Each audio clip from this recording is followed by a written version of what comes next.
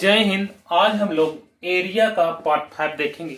इसमें हम लोग सीखेंगे विषमबाहु त्रिभुज के बारे में। तो आइए सबसे पहले हम लोग जानते हैं विषमबाहु त्रिभुज किसे कहते हैं या क्या होता है। तो कहता है वैसा त्रिभुज जिसमें तीनों भुजा अलग अलग हो, मतलब तीनों भुजा कभी भी एक दूसरे के बराबर ना हो। इसमें अगर त्रिभुज का बात करेंगे हम लोग, यह एक त्रिभुज है। इसमें हम मान के चलेंगे कि यहाँ का यहाँ लेंथ यदि ये 5 सेंटीमीटर है और 6 है और ये मान लेते हैं 8 है, तो कुछ ऐसा त्रिभुज को हम लोग विषमबाहु, मतलब ये तीनों भुजा अलग अलग होना चाहिए। ठीक है, तो हम अंक यहाँ हटा दे रहे हैं। कुल मिलाकर हम यहाँ पर एक लाइन खींच दिए, ये डबल और ये ट्रिपल, मतलब ये अलग ये अलग अलग, मतलब ये तीनों बराबर नहीं है, कुछ ऐसा। तो इस तरह करके सवाल को हम लोग ऐसे त्रिभुज के सवालों पर हल करेंगे, लेकिन उससे पहले कुछ फार्मूले देखते हैं। पहला विषमबाहु त्रिभुज का पहला फार्मूला है विषम बाहु त्रिभुज का क्षेत्रफल क्या होता है। तो ये आप क्लास 9 में सीखेंगे हीरोन का सूत्र। तो वही हीरोन का सूत्र से हम लोग निकालते हैं।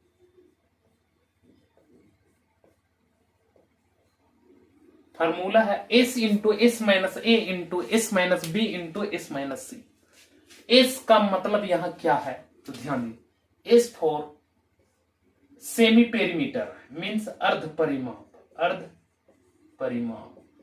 Semi perimeter. एस का मतलब सेमी पेरी। अब अर्ध परिमाप क्या होता है, परिमाप का आधा। अब परिमाप निकालते कैसे, तीनों भुजा को जोड़ दीजिए और उसको 2 भागा दे देंगे तो अर्ध परिमाप निकल जाएगा। ठीक है, ध्यान दीजिएगा। ए बी सी का मतलब क्या होता है, ए का मतलब भुजा, बी और सी का मतलब दूसरे या तीसरी भुजा। मतलब यदि मान लेते हैं भुजा का लंबाई ए है और इसका बी है और इसका सी, तो भुजा की लंबाई को क्या कहते हैं, ए बी सी से डिनोट किया गया। तो हम कह सकते हैं अर्ध परिमाप निकालना है तो ए प्लस बी प्लस सी बटा 2, तो इसको कहते हैं एस। अर्ध परिमाप मतलब तीनों को जोड़ दिए परिमाप, उसको आधा कर दिए अर्ध परिमाप।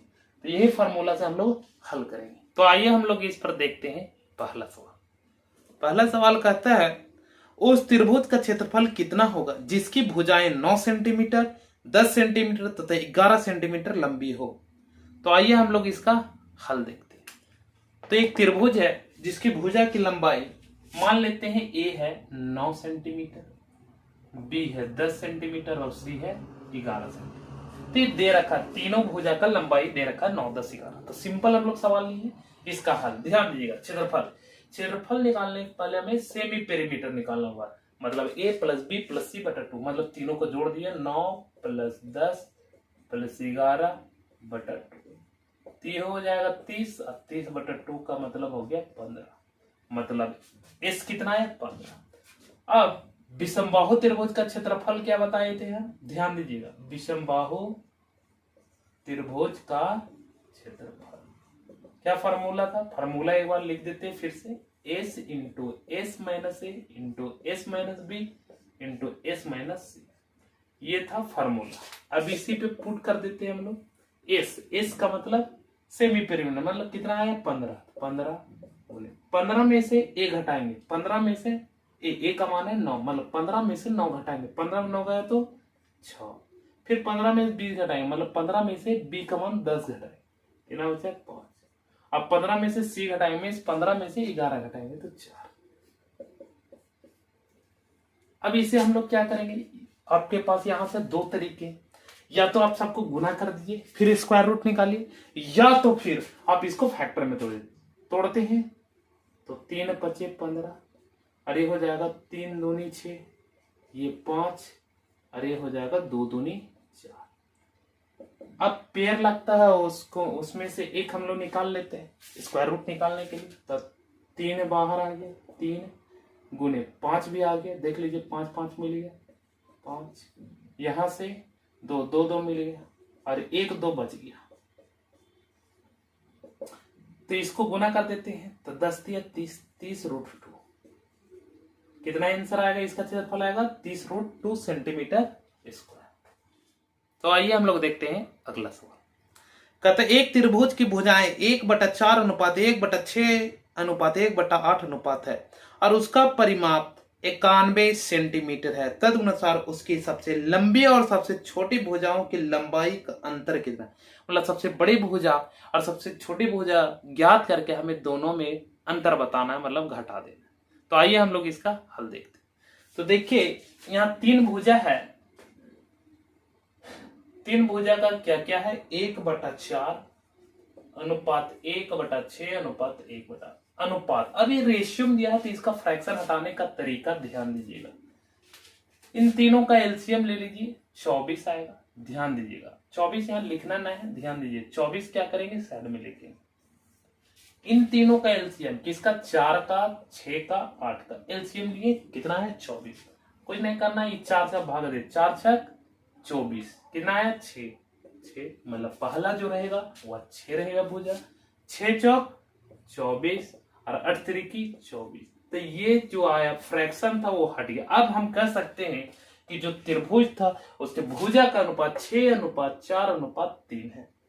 सबसे बड़ी भुजा और सबसे छोटी भुजा में अंतर पूछा, सबसे बड़ी भुजा 6 है और सबसे छोटी भुजा 3 है, दोनों में अंतर देख रहे हैं तो 3 का क्या आएगा 3 का। जबकि रेशियो में तो 3 तो आंसर ना होगा, 3 का मल्टीपल होगा और 3 का मल्टीपल में एक ही ऑप्शन आपका मिल रहा है बी, मात्र एक ही है जो 3 से कर रहा है, 3 से 21 और कोई नहीं। 3 का मल्टीपल ढूंढना है तो 21 है, तो 21 आंसर होगा।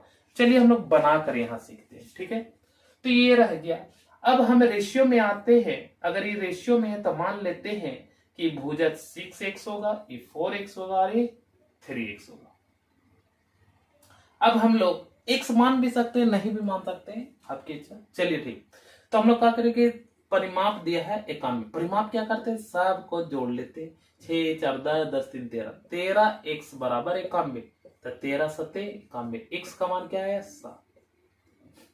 अब हम लोग क्या करेंगे, x का मान यहाँ पुट कर देंगे और फिर इसमें से इसको घटा देंगे ऐसे, या तो डायरेक्ट पहले इसको घटा लेते हैं, 6x में 3x घटाएंगे तो 3x बचेगा, x का मान यहाँ पुट कर देंगे तो 3 7 21, ऐसे भी अंतर। या तो फिर अलग अलग निकाले, 7 6 42 और 7 21 और घटा देंगे तब भी 21, तो इस तरह भी निकाल सकते। तो आइए हम लोग देखते हैं अगला सवाल। एक त्रिभुज की भुजाएं 50 सेंटीमीटर 78 सेंटीमीटर और 112 सेंटीमीटर है, सबसे छोटा शीर्ष लंब क्या।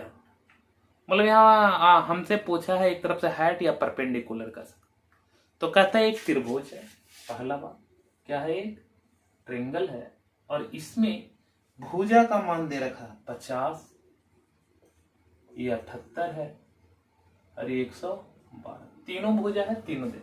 हमसे पूछा सबसे छोटा शीर्ष लंब मतलब हाइट। तो देखिए यहां से 3 हाइट निकलेगा, एक यहां से यहां एक है, यहां से यहां अगर परपेंडिकुलर डाल दे तो दूसरा हाइट और एक यहां से यहां। अब इसमें सबसे छोटा हाइट कौन होगा, ध्यान दीजिए सबसे बड़ी भुजा पर जो परपेंडिकुलर खड़ा रहेगा, जो परपेंडिकुलर रहेगा वही सबसे छोटा होगा। कुल मिलाकर अगर हम लोग यहां बात कर ले तो इस हाइट निकालना है, ये हाइट का, इसको मान लिए h, अरे यही h निकालना है, ठीक है। तो सबसे पहले हम लोग जानेंगे सबसे छोटा कौन है, तो जो भुजा सबसे बड़ा उसका हाइट सबसे कम, पहले। चलिए तो यहां से हम लोग हल करते हैं। देखिए इस त्रिभुज का हाइट निकलेगा कैसे, यदि त्रिभुज का क्षेत्रफल निकाले तो याद कीजिए हम लोग त्रिभुज का जनरल फार्मूला क्या होता है, 1/2 गुने आधार गुने ऊंचाई। तो क्या निकाल देंगे, 1/2 गुने आधार 112 ले लिए तो ऊंचाई। अब यही त्रिभुज का एक और तरह से विषमबाहु त्रिभुज है, तीनों भुजा को देखिए अलग अलग है, तो हम लोग कह सकते हैं विषमबाहु और विषमबाहु त्रिभुज का क्षेत्रफल निकालने का फॉर्मूला था √s into s minus a into s minus b into h minus c। तो यहाँ पुट कर देते √s, अब s तो निकाल लेने, तो निकाल लेते हम लोग क्या करते हैं सबको जोड़ देते हैं। तो ये हो गया 78 और 12 90, 90 190 और 50 240, 240 का 120, तो 120 हो गया s। 120 गुने 120 में से हमें a घटाना है, 50 घटाएंगे तो बचेगा 70, फिर 120 में से 78 घटाएंगे, 120 में से 78 तो 22 और इधर हो गया 20 तो बच गया 42, कितना बच गया 42। अब 120 में से 112 घटाएंगे तो बच गया 8। तो ये हम लिख दिए जो हम लोग अभी सीखे थे विषम बाहु त्रिभुज का क्षेत्रफल निकाला, हीरो का सूत्र कैसे। तो इसे ही काटेंगे, 2 × 5 = 10, 2 × 6 = 12, ये हो गया 56 × h। और इधर से अगर हम लोग हल करते हैं, इसे निकालते हैं तो देखिए क्या निकलता है, ध्यान दीजिएगा। तो यहां से निकल जाएगा, इसको फैक्टर में तोड़ते हैं तो बहुत समय लगेगा, हम थोड़ा सा जल्दी तोड़ने की कोशिश करते हैं, ठीक है। तो 0 0 हो गया, तो इधर देखिए 100 में से 10 बाहर आ जाएगा, मतलब 2 0 में 1 0 बाहर, ठीक है। अब यहाँ देखिए 7 6 42 तोड़ते थे, ये 2 साथ में एक साथ बाहर, यहाँ 6 बच गए, ध्यान दीजिए, यहाँ बच गया 6। और यहाँ से 6 दूनी 12 होता है, देख लीजिए, यहाँ 6 दूनी 12 होता है, ये भी 6 बाहर। अब यहाँ 2 बच गया, 2 × 16, 16 का रूट 4। तो यहाँ से सारा हम निकाल लिए।